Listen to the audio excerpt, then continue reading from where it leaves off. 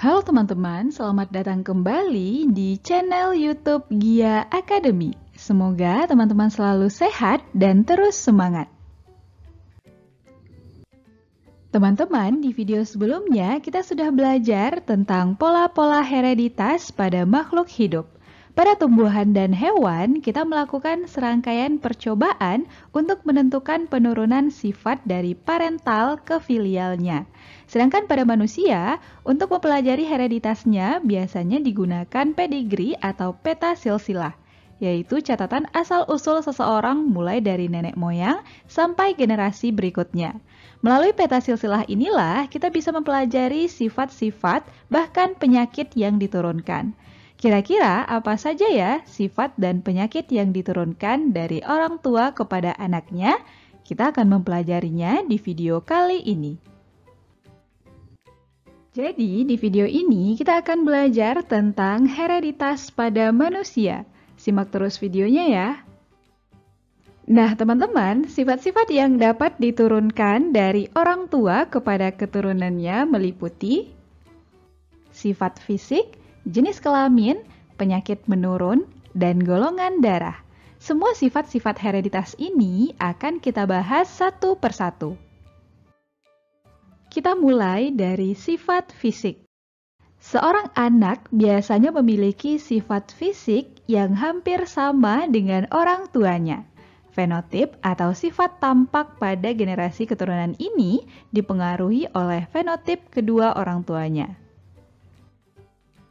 Beberapa jenis sifat fisik yang diturunkan yaitu bentuk rambut. Untuk sifat dominan atau sifat yang menutupi sifat resesif berupa rambut keriting, sedangkan untuk sifat resesif rambut lurus. Berikutnya, warna rambut. Sifat dominannya adalah coklat tua atau hitam, sedangkan sifat resesifnya warna lain.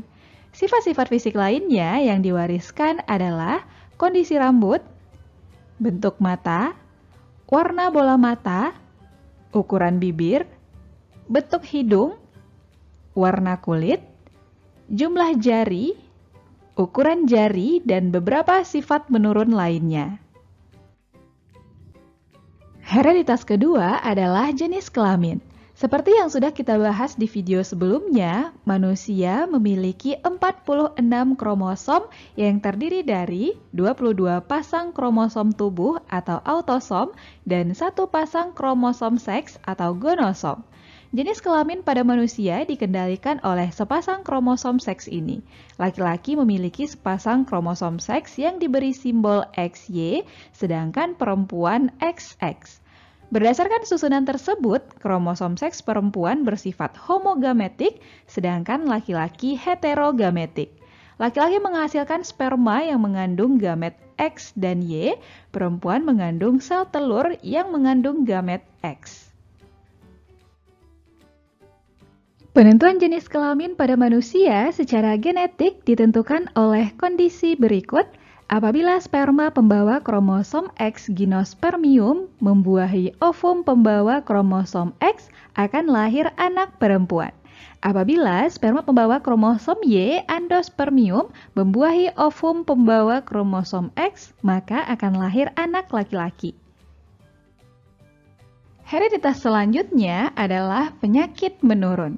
Sifat-sifat menurun pada manusia ada yang bermanfaat dan ada juga yang merugikan seperti penyakit bawaan. Kelainan dan penyakit menurun ini dapat disebabkan oleh gen yang terdapat pada kromosom tubuh atau autosom dan gen yang terdapat pada kromosom seks atau gonosom.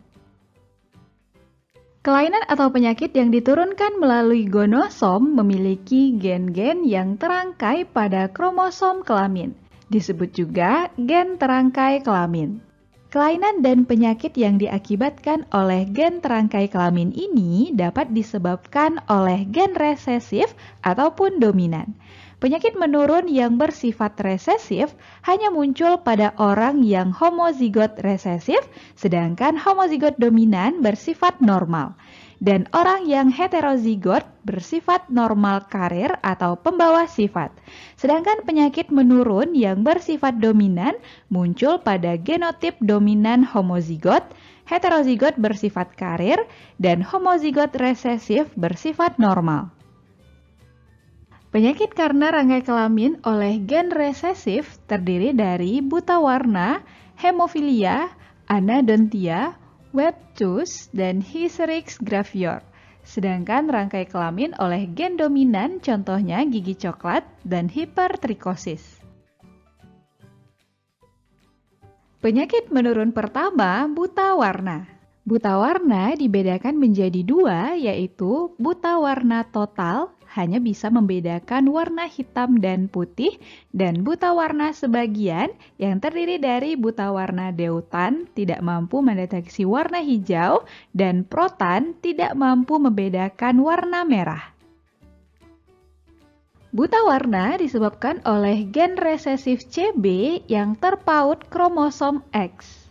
Genotip pada buta warna antara lain XX perempuan normal, XXCB perempuan karir normal, XCB-XCB perempuan buta warna, XY laki-laki normal, dan XCBY laki-laki buta warna.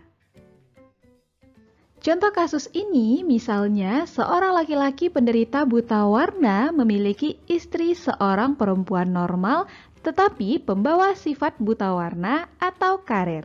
Maka kita dapat menghitung persentase anak-anak yang lahir normal maupun buta warna dengan melakukan persilangan berikut. Laki-laki buta warna XCBY dan perempuan pembawa sifat buta warna atau karir XXCB akan memiliki keturunan F1 berupa XXCB perempuan karir normal, XCB-XCB perempuan buta warna, XY laki-laki normal, XCBY laki-laki buta warna. Sehingga rasio fenotip F1-nya adalah 50% anak normal dan 50% anak buta warna. Penyakit menurun kedua, hemofilia. Hemofilia adalah penyakit keturunan yang ditandai dengan darah sukar membeku.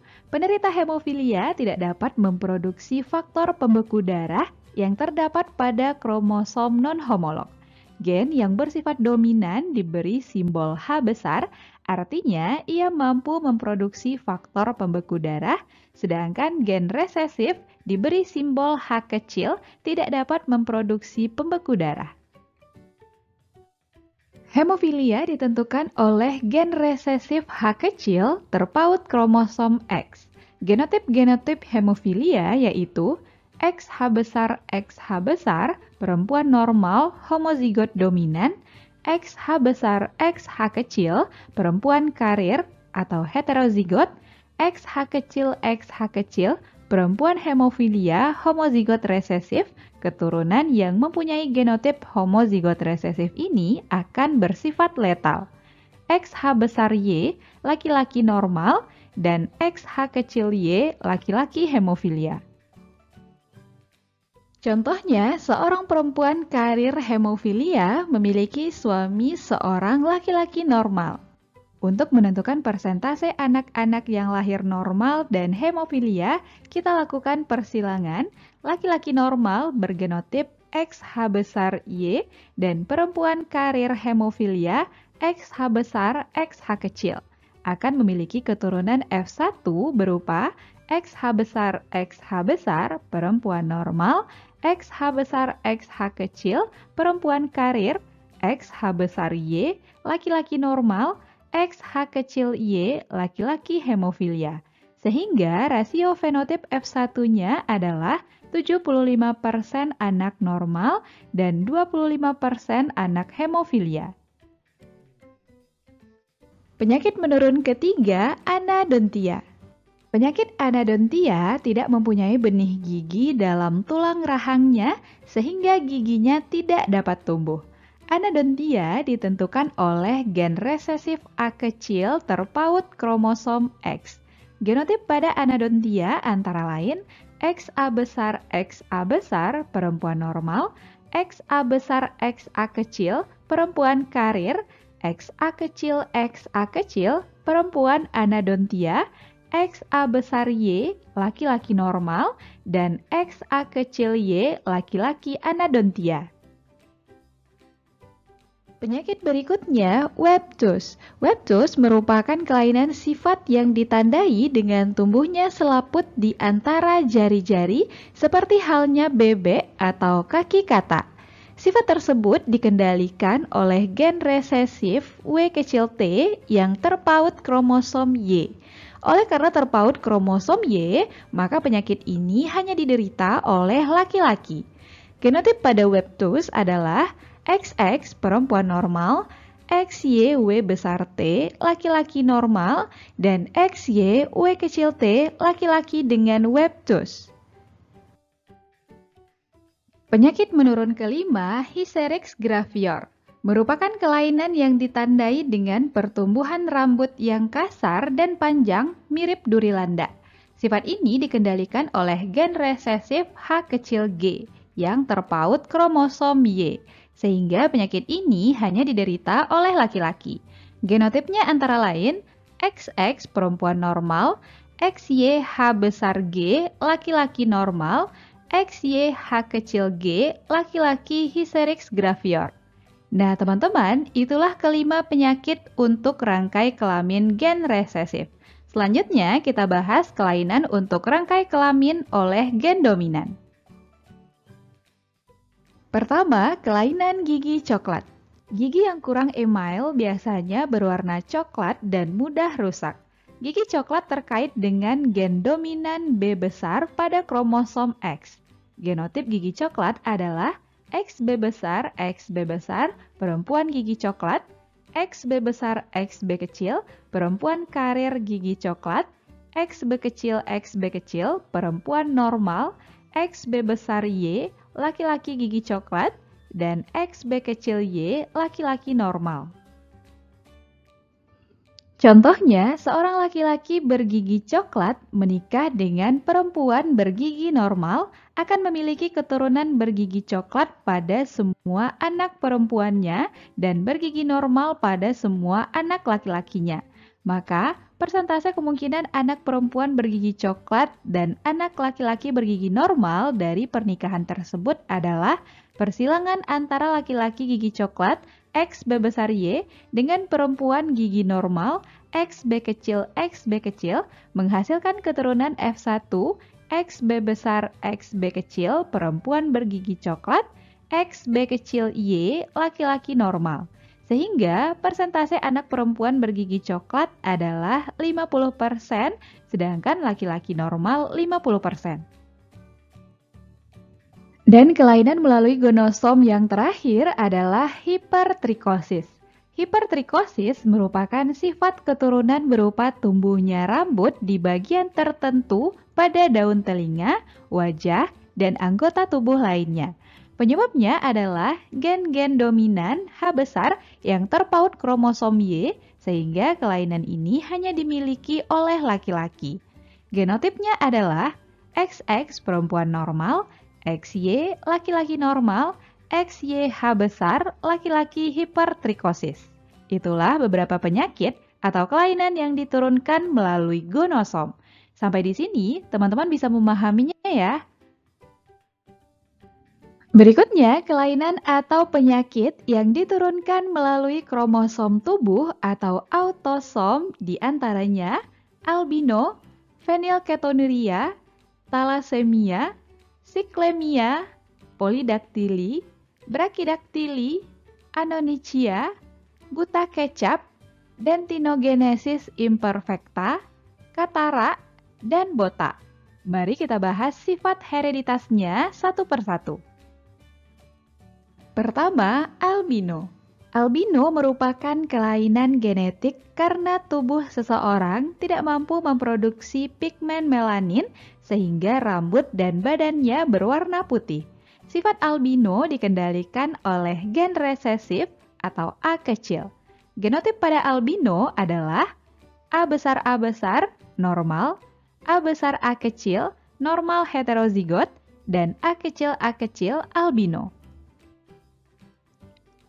Contoh kasusnya, perkawinan antara dua individu normal heterozigot A besar A kecil akan menghasilkan keturunan berupa A besar keturunan normal, A besar A kecil, keturunan normal heterozigot, dan A kecil keturunan albino.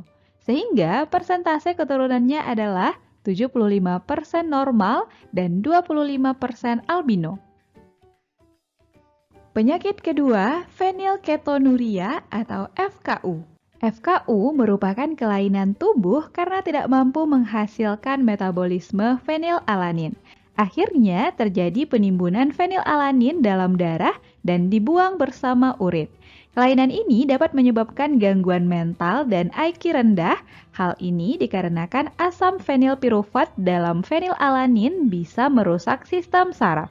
FKU dibawa oleh gen resesif P kecil H kecil, genotipnya adalah P besar H kecil P besar H kecil, normal homozigot, P besar H kecil P kecil H kecil, normal heterozigot, P kecil H kecil P kecil H kecil, fenilketonuria atau FKU.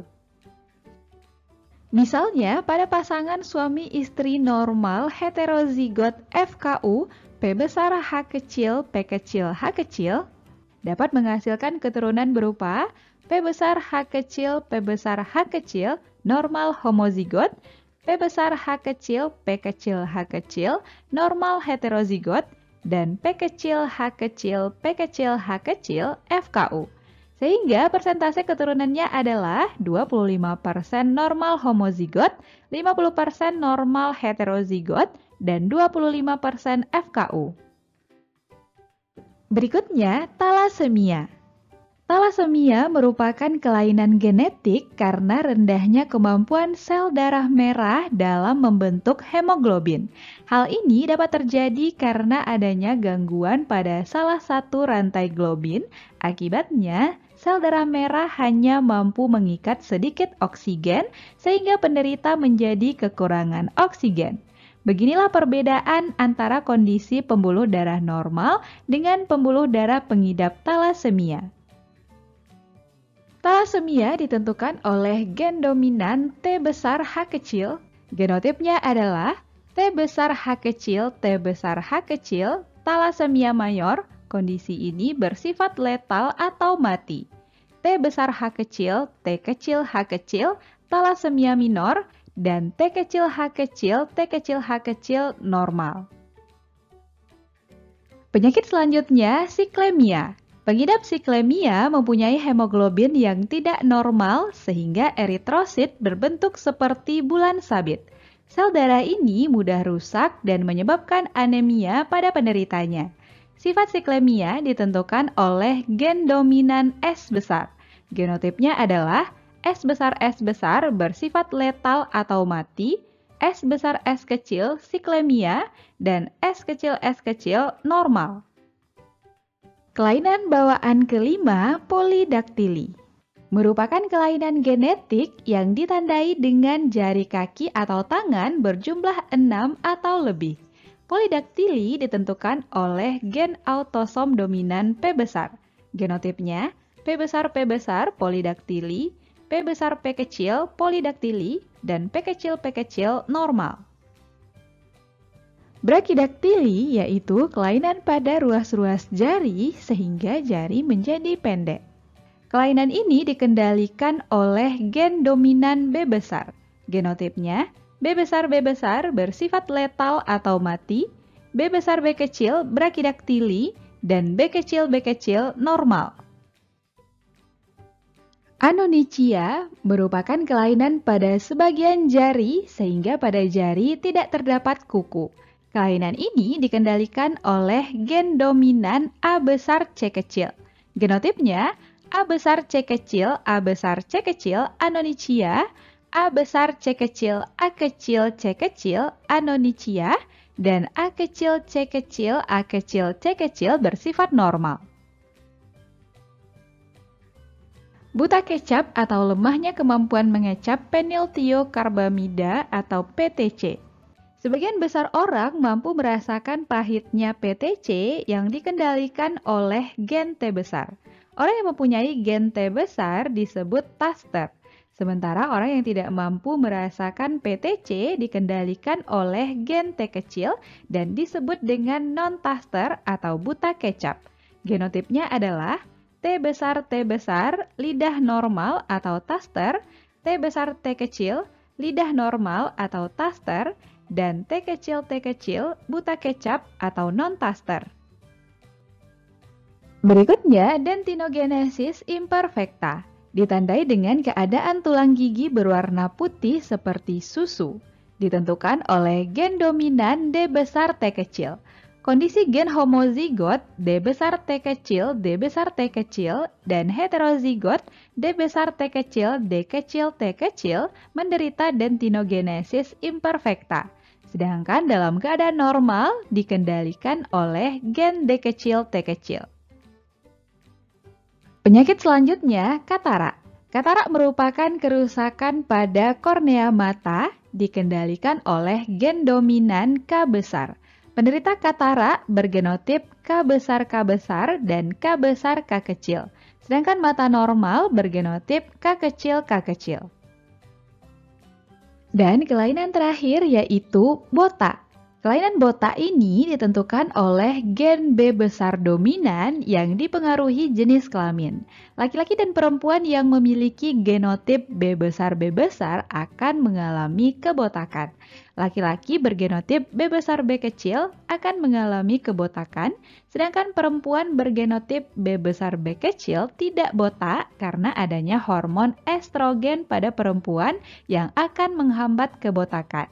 Sementara itu, laki-laki dan perempuan B kecil akan bersifat normal atau tidak botak. Nah, teman-teman, itulah keseluruhan penyakit atau kelainan yang diturunkan melalui autosom. Sifat hereditas terakhir adalah golongan darah. Golongan darah akan diwariskan dari orang tua kepada keturunannya. Sistem penggolongan darah manusia dibedakan menjadi 3, yaitu golongan darah sistem ABO, sistem MN, dan golongan darah sistem Rhesus. Ketiga sistem golongan darah ini akan kita bahas dari tinjauan hereditasnya. Pertama, golongan darah menurut sistem ABO. Golongan darah sistem ABO paling sering digunakan dalam penentuan golongan darah. Hal ini perlu diketahui untuk kepentingan transfusi darah agar tidak terjadi penggumpalan. Penggolongan darah manusia didasarkan pada ada tidaknya agglutinogen atau antigen tertentu di dalam sel darah merah. Golongan darah manusia ada 4 macam, yaitu golongan darah A apabila dalam sel darah merah terdapat antigen A, golongan darah B jika dalam sel darah merah terdapat antigen B, golongan darah AB apabila dalam sel darah merah terdapat antigen A dan B, golongan darah O jika dalam sel darah merah tidak terdapat antigen. Genotip golongan darah menurut sistem ABO ini adalah IAIA untuk golongan darah A homozigot, IAIO untuk golongan darah A heterozigot, IBIB golongan darah B homozigot, IBIO golongan darah B heterozigot, IAIB golongan darah AB, dan IOIO untuk golongan darah O. Jika perempuan bergolongan darah A heterozigot menikah dengan laki-laki golongan darah B heterozigot, maka persentase golongan darah anaknya adalah genotip ibu IAIO disilangkan dengan genotip ayah IBIO, maka keturunan yang mungkin adalah IAIB golongan darah AB, IAIO golongan darah A, IBIO golongan darah B, IOIO golongan darah O. Sehingga persentase fenotipnya adalah golongan darah AB, A, B, dan O masing-masing 25%. Berikutnya, penggolongan darah menurut sistem MN. Golongan darah berdasarkan sistem ini dibedakan menjadi 3 jenis yang pengelompokannya bisa kita lihat berdasarkan tabel berikut. Jika dalam sel darah merah terdapat antigen M, ketika diberi reaksi anti-M akan terjadi penggumpalan, sedangkan diberi anti-N tidak akan menggumpal. Jika dalam sel darah merah terdapat antigen M dan N, apabila diberi anti-M dan N akan mengalami penggumpalan. Dan jika dalam darah terdapat antigen N, bila diberi anti-M tidak menggumpal, tetapi diberi anti-N akan terjadi penggumpalan. Zat anti-M dan N ini tidak terkandung dalam plasma darah, melainkan dalam eritrosit atau sel darah merah. Dengan demikian, tidak akan terjadi penggumpalan darah saat transfusi. Genotip dan fenotip golongan darah sistem MN ini adalah IM-IM untuk golongan darah M, IN-IN golongan darah N, dan IM-IN golongan darah MN. Jika terjadi pernikahan antara orang yang bergolongan darah N dengan MN, maka akan menghasilkan keturunan dengan golongan darah. Genotip kedua orang tuanya IN-IN dan IM-IN, sehingga F1 yang dihasilkan adalah IM-IN golongan darah MN, IN-IN golongan darah N.